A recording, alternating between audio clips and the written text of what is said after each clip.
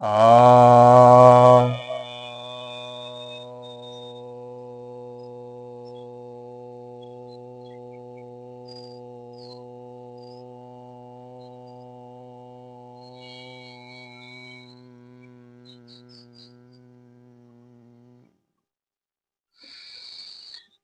सभी भक्तजनों को सप्रेम नमन। तो आज मैं आपके समक्ष वेद में पर्यावरण संरक्षण, पर्यावरण विज्ञान पर बात करने जा रहा हूँ। पहले 2 वीडियो इसी विषय पर आ चुका है। आज जो है तीसरा वीडियो बनाने जा रहा हूँ।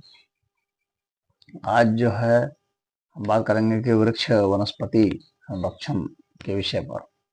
तो अथर्ववेद में कहा गया है कि जो वृक्ष और वनस्पतियां हैं, इनमें सभी देवों की शक्ति विद्यमान होती है। ये मनुष्य को जीवन शक्ति देती है और जो है उसका रक्षक है। अथर्ववेद के 8वें कांड का 7वां सूक्त का 4था मंत्र देखिए। वृद्धो वैश्वदेवी ही उग्राः पुरुष जीवनी। तो स्पष्टता यहाँ पर कहा गया है कि पुरुष के जीवन शक्ति के लिए है, पुरुष के जीवन के लिए है, और यह जो है सभी देवों की शक्तियां जो है इसमें विद्यमान है। और यह जो है ये वृक्ष जो हैं ये रक्षा करते हैं सभी की। हमें पता है कि आयुर्वेद में अगर आप देखेंगे तो जितनी भी वनस्पतियां हैं उन सभी में औषधि गुण बताया गया है। सभी वनस्पतियों में औषधि गुण होते हैं। अभी हमारे नॉलेज के ऊपर है कि हम कितना उसको प्रयोग कर रहे हैं, कितना गुण धर्म उसका जान रहे हैं और किसी में प्रयोग कर रहे हैं। अथर्ववेद में ही बताया गया है कि उग्राया विषदूषणी ही औषधि। कह रहे हैं कि ये जो है सब विष दूषणी है। जितनी वनस्पतियां हैं सब विष दूषणी, यानी विष को खत्म करती हैं।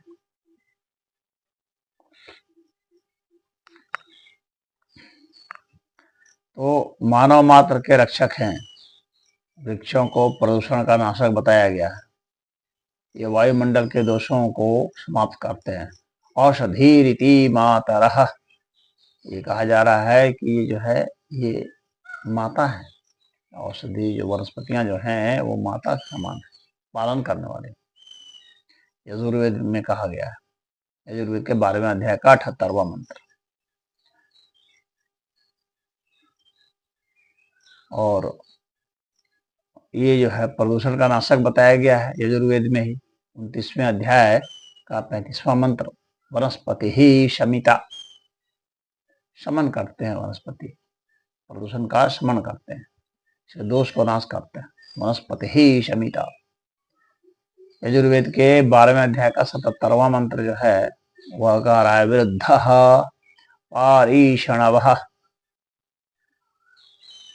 तो प्रदूषण का नाशक करने वाला, ये रक्षा करने वाला, ये जितनी वनस्पतियां वृक्ष हैं सब ये हमारे लिए महत्वपूर्ण हैं और इनकी हमें रक्षा करनी चाहिए, क्योंकि यही हमें जीवन देते हैं, शक्ति देते हैं और रोगों से बचाते हैं।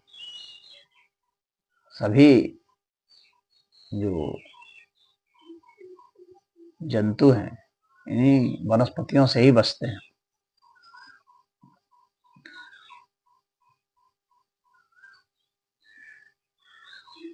ये जो है हमें बुद्धि को प्रदान करते हैं। ऋग्वेद में कहा जा रहा है कि ये जो हमें बुद्धि भी प्रदान करते हैं। ऋग्वेद के 9वां मंडल का 12वां सूक्त का 7वां मंत्र। नित्य स्तोत्रो वनस्पति। उसको नित्य ही उसका स्तोत्र करना चाहिए, नित्य ही उसकी पूजा करनी चाहिए। नित्य स्तोत्रो वनस्पति हिनामन्तः स वरदुधः। तो ये कहा जा रहा है कि ये अमृत से परिपूर्ण करने वाला, ये हमें बुद्धि देने वाली वनस्पति, इसीलिए ये जो है नित्य जो है प्रार्थना के योग्य। नित्य स्तोत्रो वनस्पति हीनामन्तः स वरदुधः। ये रक्षा की जानी चाहिए, हमारी बुद्धि को बढ़ाने में शक्ति देती है। ऋग्वेद के ही छठे मंडल के 47वां सूक्त का 27वां मंत्र कह रहा है वनस्पतिभ्यः पर्याभृतं सह। ये वनस्पतियां जो हैं ये पूरे पर्यावरण के लिए अनिवार्य हैं, वही जो है शक्ति देती है। पूरे पर्यावरण को शक्ति देने का काम जो है ये वनस्पतियों का है।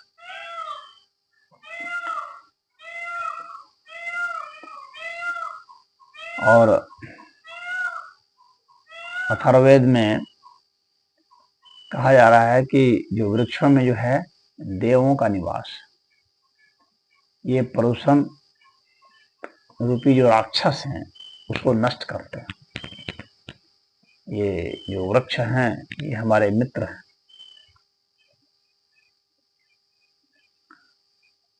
वनस्पतिः सह देवेर्न आगन रक्षः पिशाचान अपबाधमानः। ये अथर्ववेद में कहा जा रहा है। अथर्ववेद के 12वें कांड का 3रा सूक्त का 15वां मंत्र है। वनस्पतिः सह देवेर्न आगम रक्षः पिशाचान अपबाधमानः। और ऐत्रेय उपनिषद में तो कहा गया है कि यही वनस्पति जो है यही प्राण है। प्राणो वै वनस्पति।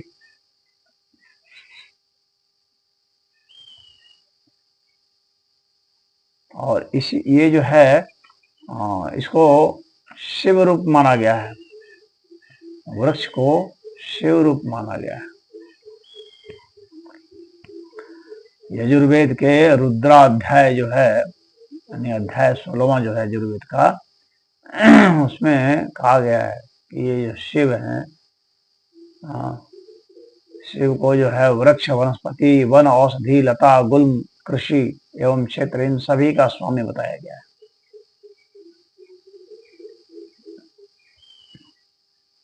शतपथ ब्राह्मण जो है उसमें स्पष्टता कहा गया है कि वृक्ष वनस्पतियां ये जो है ना ये पशुपति अर्थात शिव के रूप है। तो जो पशुपति की परिकल्पना है हम लोग सुनते आए हैं,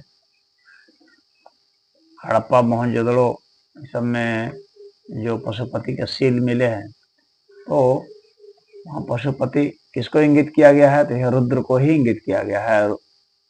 पशुपति जो है रुद्र के रूप है। तो अगर हम इनकी स्तुति करते हैं तो एक तरह से हम शिव की स्तुति ही कर रहे हैं। शतपथ ब्राह्मण में कहा गया है औषध्यो वै पशुपति ही, स्पष्ट कहा जा रहा है। यजुर्वेद में इनका गुणगान किया गया है। यजुर्वेद का जो है 16वां अध्याय का 17 से लेकर 19 तक का जो मंत्र है रुद्राध्याय का, उसमें कहा जा रहा है नमो वृक्षेभ्यो हरिकेशभ्यः क्षेत्राणां पतये नमः वनानां पतये नमः वृक्षाणां पतये नमः औषधीनां पतये नमः कक्षाणां पतये नमः।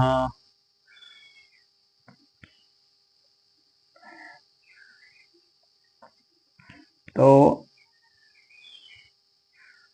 यहाँ पर को शिव रूप माना गया है। तो ये जो विश्व रूपी जो प्रदूषण है उसको शिव पी जाते हैं।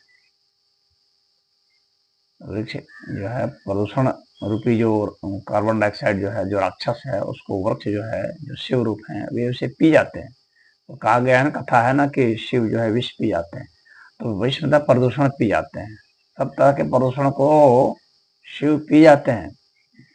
तो कार्बन डाइऑक्साइड को भी शिव पी जाते हैं। ऑक्सीजन छोड़ते हैं ये वृक्ष, प्राणवायु छोड़ते हैं, और यही उनका शिव रूप है। अगर प्रदूषण का नियंत्रण नहीं होगा तो इस विश्व का संहार अनिवार्य हो जाएगा, कोई भी नहीं बचा पाएगा। ये शिव का जो है रुद्र रूप होगा। हाँ, भयानक रूप होगा, सबका नाश हो जाएगा। तो यहाँ पर यजुर्वेद में जो है शिव की वंदना की गई है। यजुर्वेद में ये बताया गया है कि इसके कितने कितने लाभ हैं। यानी वृक्षों से जो लाभ हैं कि मधुर फल देते हैं, ये वर्षा वाले बादल को आकृष्ट करते हैं, पृथ्वी को दृढ़ बनाते हैं। अच्छी वृष्टि के लिए वृक्षों की अत्यंत उपयोगिता है। यजुर्वेद का 28वां अध्याय का 20वां मंत्र इसी बात को कह रहा है। वनस्पति ही देवम इंद्रम अवर्ध्यत पृथ्वीम अदृन्हित। तो वनस्पति को जो है कहा जा रहा है कि ये बादलों को आकृष्ट करते हैं और पृथ्वी को सुदृढ़ करते हैं।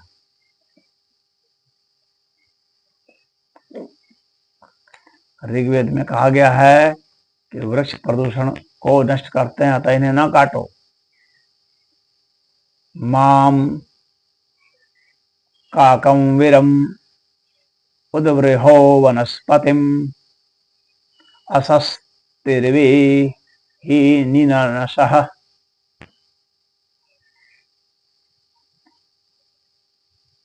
तो ऋग्वेद का ये छठे मंडल का 48वां सूत्र का 17वां मंत्र था,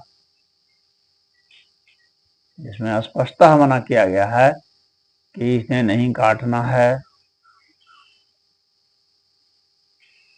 इसे नष्ट नहीं करना है। ये प्रदूषण को नष्ट करते हैं, तुम इन्हें नष्ट मत करो। यजुर्वेद के पहले अध्याय का 25वां मंत्र कह रहा है, औषध्यासस्ते मूलम माहिंसिशम।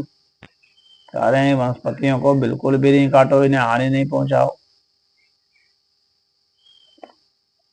तो हमारे शास्त्र बराबर चीख चीख करके कह रहे हैं, हमें प्रेरणा दे रहे हैं, हमें उस ओर ले जा रहे हैं, बता रहे हैं कि कैसे हम बचेंगे। अगर हम ऐसे नहीं किए तो फिर हमारा जो है विनाश जो है निश्चित है।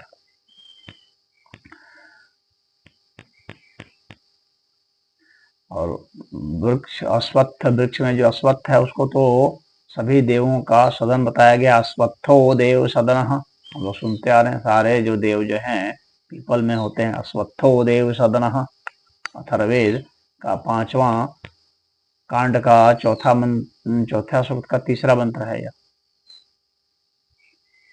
और प्रदूषण रोकने वाले वृक्ष और वनस्पतियों का लिस्ट भी दिया गया है अथर्ववेद में।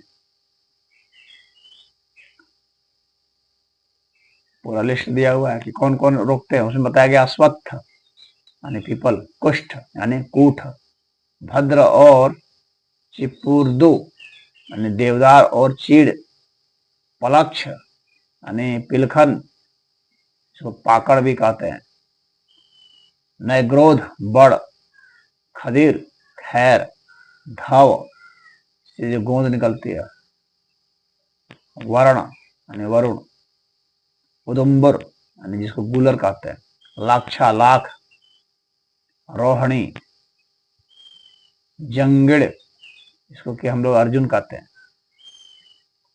पलाश, ढाक, अपामार्ग, चिचिटा इसको कहते हैं, गुग्गुल और सोम इसको सोमलता भी कहा जाता है। अंजन, अंजन का वृक्ष, और मधुद, मुलट्ठी, नरद, खसखस। तो इनके बारे में कहा गया है कि ये जो है रोकते हैं। अश्वत्थ, ऊठ, देवदार, चीड़, पाकड़, बड़, खैर, ढाव, वरुण, उदुम्बर, तो ये सब जो हैं, लाख, अर्जुन, ये सब सब रोकते हैं प्रदूषण को। तो इन्हें हमें लगाना चाहिए। गूगल है, अपामार्ग है, रोकते हैं। अपामार्ग तो खुद ही उगता रहता है। पलाश है, ढाक है।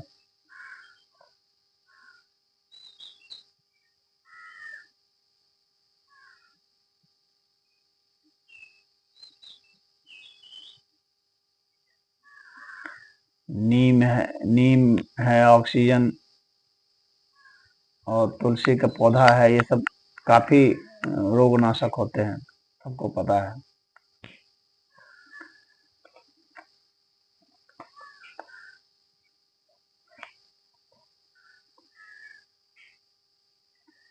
अथर्ववेद में कुछ को कृमिनाशक औषधियों को बताया गया, प्रदूषण नाशक बताया गया है।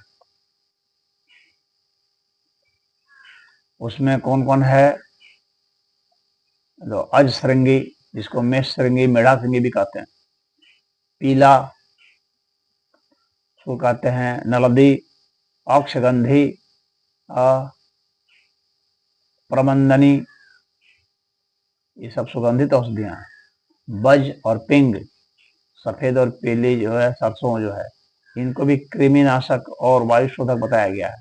सरसों को, चाहे सफेद वाला हो, पीला सरसों हो।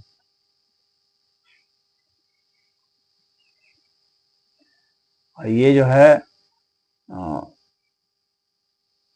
अथर्ववेद में बताया गया है कि ये औषधियां कौन कौन किस तरह से हैं। और यक्षमा का भी नाश करते हैं। ना तम यक्षमा अरुंधते, ये यम भेषजस्य गुलगुलोहो सूरभीरगंधो अश्नुते।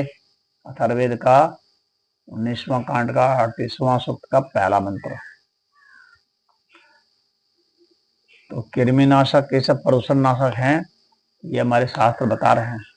यज्ञ हवन का भी महत्व हमारे शास्त्रों में बताया गया है, और उसमें इसको बताया गया है कि किस तरह से जो है प्रकृति का जो चक्र है, उस चक्र को यज्ञ हवन जो है पूरा करता है। जैसे भू प्रदूषण, जल प्रदूषण, वायु प्रदूषण, ध्वनि प्रदूषण, सभी को दूर किया जाता है। यज्ञ की विधि का हमारे ऋषियों ने विधान किया हुआ है, उन्होंने इसकी खोज की है। तो ऋतु चक्र, वर्ष चक्र, और सौर चक्र, चांद्र चक्र, अहोरात्र चक्र, सारे चक्र जो हैं प्रकृति में जो चल रहे हैं, उन सभी चक्रों को, वसंत ऋतु आए, ग्रीष्म ऋतु आए, शरद ऋतु आए, हर ग्रीष्म, वर्षा ऋतु, कोई भी ऋतु आए, तो वो सब ऋतु का जो चक्र है उसके विषय में बताया गया है कि यज्ञ करने से ये चक्र जो है अबाधित रूप से होता रहता है।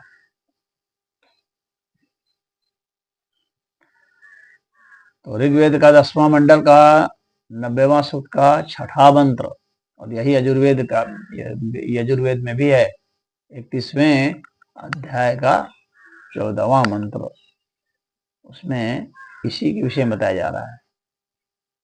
यत पुरुषेण हविषा देवा यज्ञं तनवत वसंतो अस्याशिदाज्यं ग्रीष्म इद्धमः शरदा हविः। तो शरद ऋतु है, चाहे कोई भी ऋतु है, बसंत ऋतु है, ग्रीष्म ऋतु है, सभी ऋतुओं में यज्ञ हवन करते रहना चाहिए। इससे जो है हमें चक्र को, ऋतु चक्र को पूरा करने में सुविधा होती है। यजुर्वेद में बताया गया है कि यज्ञ जो है ये पूरे भुवन का नाभि है, अयम यज्ञो भुवनस्य नाभिः, केंद्र है। यज्ञ जो है पूरी पृथ्वी का, भुवन का केंद्र है। ऋग्वेद में बताया गया है कि इसी से जो है वर्षा होती है और इसी से हमें ऊर्जा मिलती है। भूमिम पर्जन्या जिनवन्ति दिवं जिनवन्त्य अग्नयः, भूमिं पर्जन्या जिनवन्ति दिवं जिनवन्त्य अग्नयः। ऋग्वेद का पहला मंडल का 164वां सूक्त का 51वां मंत्र है। गीता में भी भगवान ने कहा है, देवान भावयता नेन्ति देवा भावयन्तु वह परस्परम भावयन्तः श्रेयः परम अवापस्यत। ये देव जो हैं उनके लिए हम यजन करें, हवन करें, वे हमारे लिए जो है वो भोग सामग्री सब कुछ प्रदान करते हैं। इस तरह से परस्पर हम एक दूसरे को पुष्ट करते रहते हैं। कृषि के लिए वृष्टि बहुत जरूरी है और उसके लिए यज्ञ बहुत जरूरी है। यजुर्वेद भी कह रहा है, 18वां अध्याय का 9वां मंत्र कह रहा है, कृष्य में वृष्टिश्य में यज्ञेन कल्पन्ताम। कृषि के लिए, वृष्टि के लिए यज्ञ की कल्पना की गई है। यानी यज्ञ की उत्पत्ति कृषि और वृष्टि के लिए की गई है, ये यजुर्वेद स्पष्ट कह रहा है। यज्ञ जो है शारीरिक, मानसिक और आत्मिक उन्नति के लिए किया जाता है। यजुर्वेद का अध्याय 18वां का 1 से लेकर 29 मंत्र जो है वो यज्ञ के द्वारा सभी प्रकार की कृषि है, वर्षा है, ऊर्जा है, आयुष्य है, वृक्ष वनस्पतियों की समृद्धि है, अन्न समृद्धि है, बौद्धिक और आध्यात्मिक उन्नति है, शारीरिक पुष्टि है, निरोग्यता है, प्रदूषण नाशन है, सुख शांति है, सब चीज के लिए इसको बताया गया।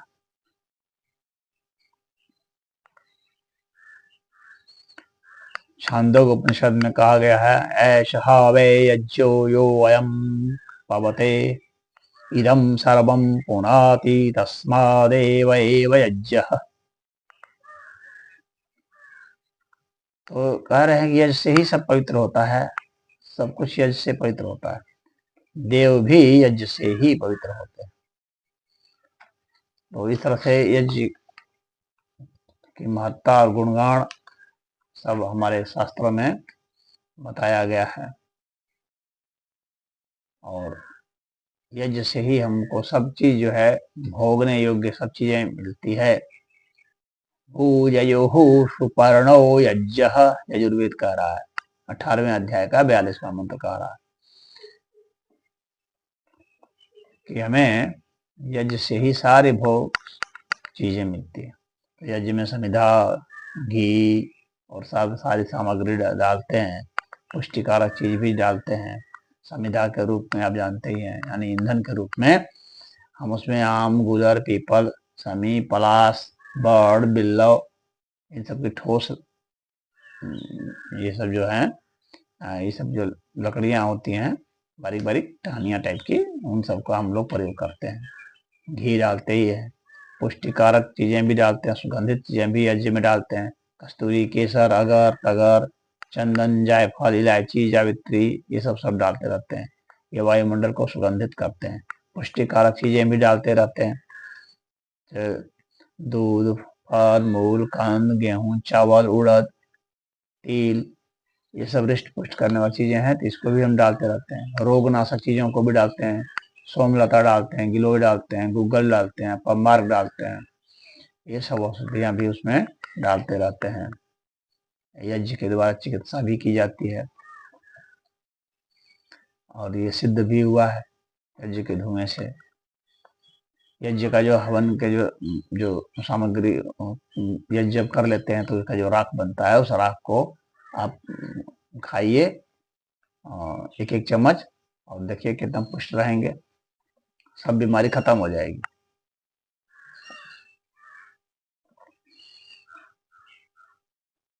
तो इस तरह से यज्ञ की उपयोगिता भी बताई गई है हमारे शास्त्रों में, और बहुत सारे अनुसंधान हुए हैं, उससे भी बहुत कुछ सिद्ध हुआ है।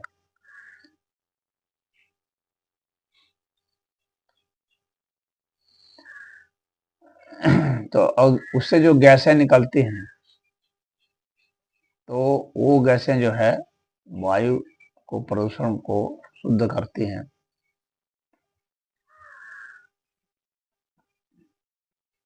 इसमें से इथाइलिन ऑक्साइड बताया जाता है, प्रोपाइलिन और एसिटाइलिन जो निकलते हैं, ये उसमें बहुत ही लाभ पहुंचाते हैं। तो अग्निहोत्र का अपना जो है पूरा विज्ञान है।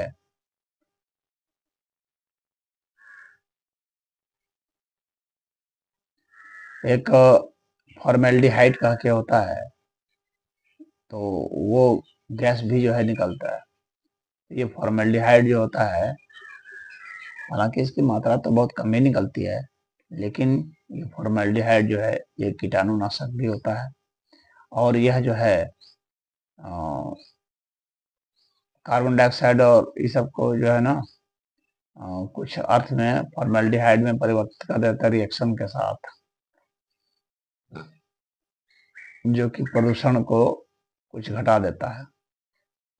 अब सटीक डाटा तो हमारे पास नहीं है कि कितना घटाता है कितना नहीं, तो साइंटिस्ट जानते हैं, लेकिन इस पर बहुत सब रिसर्च बहुत लोग कर रहे हैं, विदेशी साइंटिस्ट भी इस पर रिसर्च कर रहे हैं।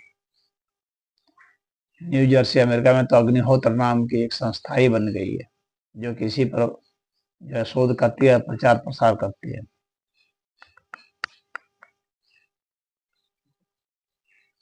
फ्रांस का एक वैज्ञानिक है ट्रिलबर्ट, उनका कहना है ये सामग्री में प्रयुक्त होने वाली जो शक्कर आदि जो वस्तुएं हैं, ये वायु मंडल को शुद्ध करने की असाधारण क्षमता रखती है। इसके धुएं से क्षय, चेचक, हैजा आदि कीटाणु जो है इसके नष्ट हो जाते हैं। फ्रांस के डॉक्टर हैफकिन जो है, उनका कहना है कि घी के साथ जो ये औषधियां जो जलाई जाती है ना, ये रोगाणुओं को नष्ट कर देते हैं। तो इसीलिए यहाँ पर जो है हमारे यहाँ शास्त्रों में यज्ञ हवन का विधान किया गया है।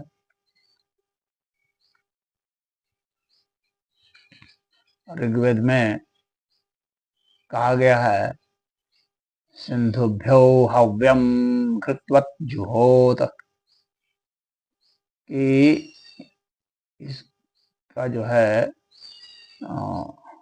घी के साथ हवन जो है पूरे यहाँ पर जो है सिंधु प्रांत में, यानी पूरे क्षेत्र में ये किया जाता है, किया जाना चाहिए। तो ये प्रदूषण जो है दूर करने का जैसे विधान बताया गया है हमारे शास्त्रों में।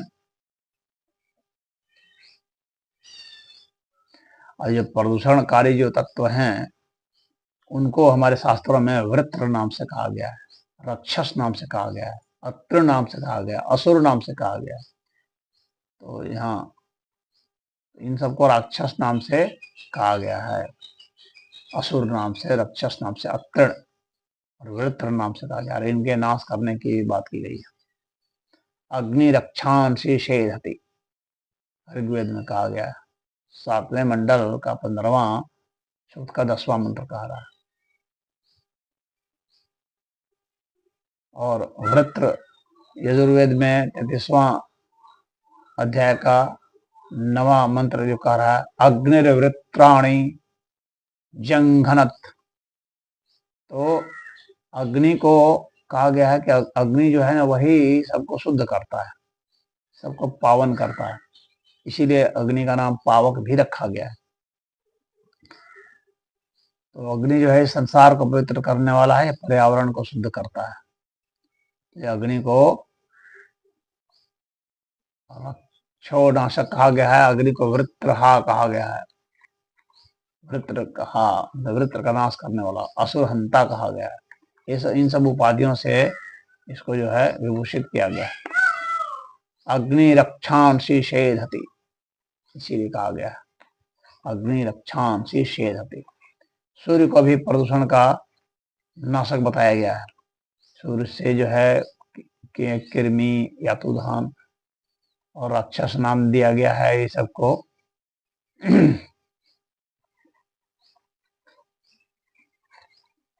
तो जो कृमि है, यातुधान है, राक्षस नाम है, इन सबको जो है नष्ट करता है कौन? सूर्य। इसीलिए किसान जो है खेत जोत देते हैं, छोड़ देते हैं, और जब कार्तिक धूप लगती है तो वह जो है शुद्ध हो जाता है, पवित्र हो जाता है, क्योंकि वहां पर जो कीड़े मकोड़े नष्ट हो जाते हैं। ये कीड़े मकोड़े जो खेती में नुकसानदायक है, तो किसानों के लिए ये काफी लाभकारी होता है। तो सूर्य की किरणें जहां तक जाती हैं जल में भी, तो वहां तक जल को शुद्ध करती हैं।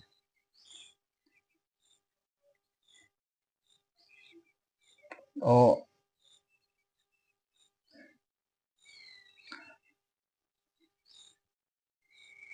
यह ऋग्वेद में कहा गया है कि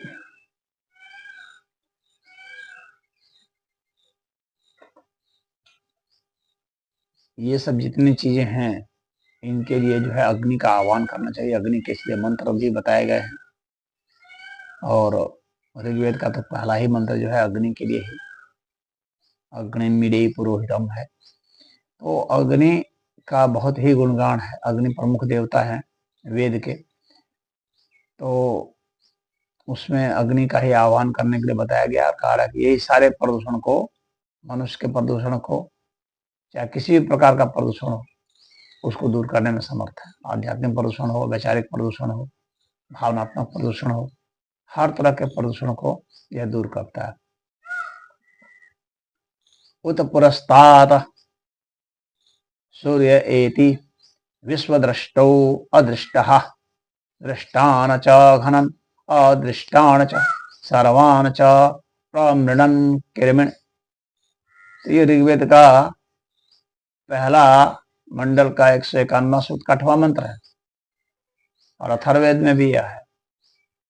तो इसमें स्पष्ट कहा जा रहा है कि यह जो सूर्य है ना, ये पूरे विश्व का दृष्टा है, और जो अदृष्ट है उसका यह नाश कर देता है। तो दृष्ट और अदृष्ट दोनों का ही प्रकार का नाश करता है। जो भी कृमि है, जितनी प्रकार की कृमियां हैं, दृष्ट हैं या अदृष्ट हैं, इन सबका ही नाश कर देते। इसीलिए सूर्य का बहुत ही गुणगान किया गया। सूर्य को देवता माना गया। यजुर्वेद का 4था अध्याय का 4था मंत्र जो है वो देखिए, कहता है सविता पुनातु अच्छिद्रेण पवित्रेण सूर्यस्य रश्मिभिः। तो सूर्य की रश्मियां जो है वो पवित्र करती है, जितने भी प्रकार के दोष हैं उन सबसे ही हमें पवित्र करती है। उसी प्रकार का एक प्रदूषण है ध्वनि प्रदूषण। आजकल बहुत ज्यादा हो रहा है। खूब लोग बजा रहे हैं, हल्ला गुल्ला कर रहे हैं, बड़े बड़े डीजे फीजे सब बजा रहे हैं। तो ये जो है ना ध्वनि प्रदूषण, ये भी बहुत बड़ा प्रदूषण है। इसको वनस्पतियां जो है ये ध्वनियों को सोख लेती हैं। तो वनस्पति नहीं रहेगी, ध्वनि कहाँ सोखेगी? वो चारों ओर से गूंजती रहेगी, और गूंजती रहेगी तो फिर क्या होगा? हम सब बाहरे हो जाएंगे, सुनने की क्षमता घट जाएगी, दिमाग डिस्टर्ब हो जाएगा, असंतुलित हो जाएगा, चिड़चिड़े हो जाएंगे, हाइपर हो जाएंगे।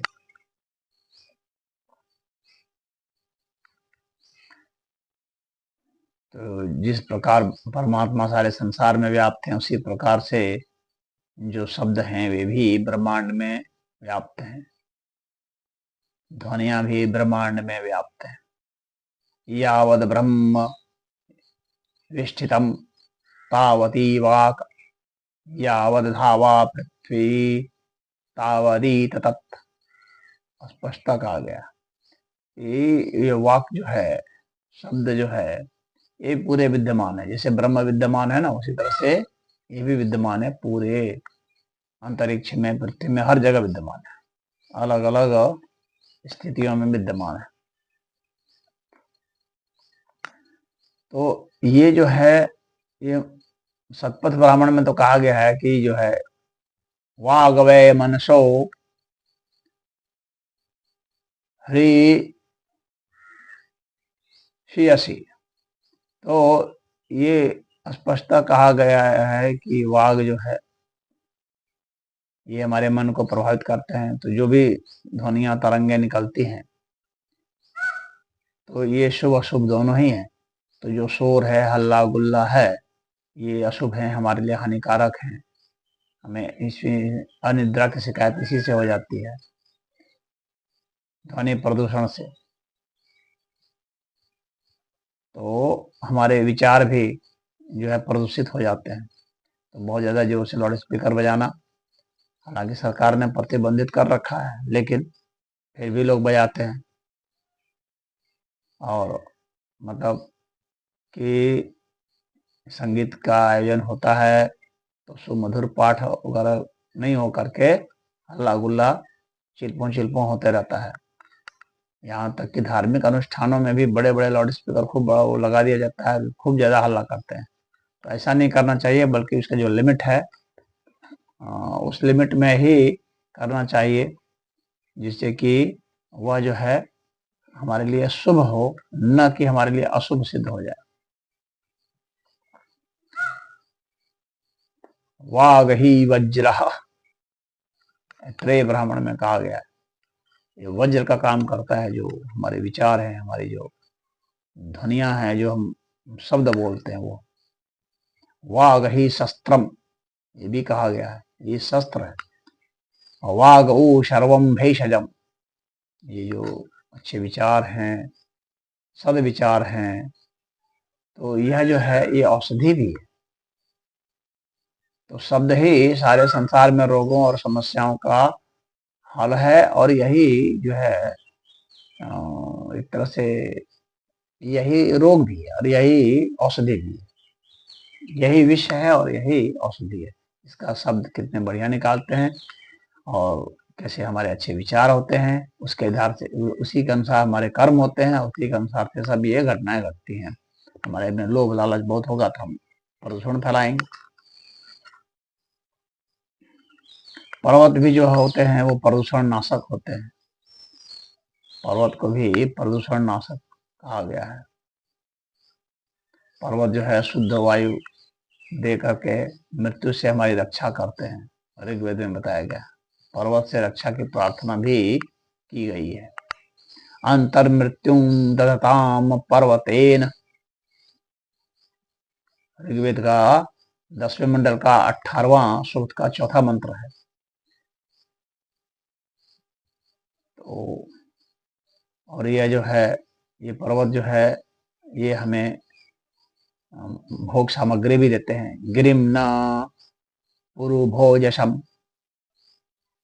पर्वत ही जो है ये बादल वगैरह को रोक करके हम आपको सबको पता है कि कैसे जो है बरसाने में मदद करते हैं।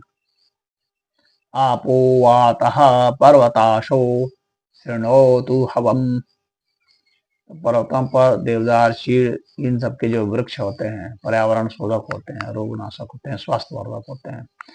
तो पर्वतों की भी रक्षा बहुत की जानी चाहिए। पर्वतों को भी हम लोग के यहाँ देवता ही माना गया है। शर्म पर्वताराम ऋणमहे, तो पर्वतों के लिए कहा गया है कि हमको प्रार्थना करनी चाहिए, उनकी हमें आराधना करनी। इसीलिए सनातन धर्म में प्रकृति की पूजा की बात की गई है। वृक्ष की पूजा हो, पर्वत की पूजा हो, नदियों की पूजा हो, अग्नि की पूजा हो, सूर्य की पूजा हो, चंद्र की पूजा हो, देव, सभी में देव माना गया है और उनकी पूजा प्रार्थना के लिए की गई है। उनका सम्मान किया गया है, उनका आदर किया गया, उनके प्रति जो है हिंसक भावना के त्याग की बात की गई है। तो इस तरह से ये प्रदूषण के विषय में विस्तार से 3 वीडियो में बताया गया, जो हमारे वेद में, शास्त्रों में हमारे बताया गया है। हमें उसके अनुसार से चलना चाहिए, तभी जा कर के हम पूरे विश्व का कल्याण कर सकते हैं। हरि ओम।